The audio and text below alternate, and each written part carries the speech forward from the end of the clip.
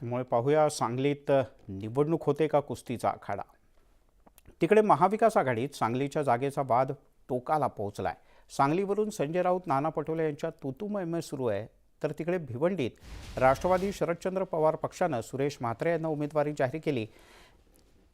त्यामुळे सांगली पाठोपाठ भिवंडीच्या जागेवरून सुद्धा महाविकास आघाडीत तिढा निर्माण झालाय. या दोन्ही जागांवरचा तिढा सुटेल असा दावा केला जातोय. मात्र तोडगा निघाला नाही तर दोन्ही जागांवर मैत्रीपूर्ण लढतीचा सूर काँग्रेस नेत्यांकडून अळवला जातोय. मात्र ठाकरे गटानं हा प्रस्ताव पूर्णतः फेटाळलाय. मैत्रीपूर्ण लढतीचं काही चर्चा सुरू आहे. हा प्रस्ताव आम्ही दिला होता. हे तर उघड चर्चा आहे ना.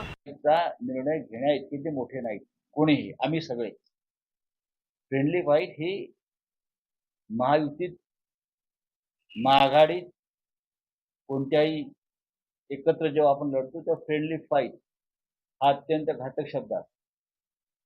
तेव्हा मला माहित नाही कोण काय बोलतंय ते. सांगलीमध्ये काही लोकांनी मुद्दा काढला फ्रेंडली फाईट. मग अख्ख्या महाराष्ट्रात फ्रेंडली फाईट होऊ शकतात, कदाचित अख्ख्या देशात फ्रेंडली फाईट होऊ शकतात. हे कोणाला परवडणार आहे का? नाही. मार्ग काढणं हा त्याच्यावरचा मार्ग. की अगर सांगलीमध्ये काँग्रेसनी आमची कोंडी केली तर आम्ही राज्यभरामध्ये काँग्रेसची कोंडी करू.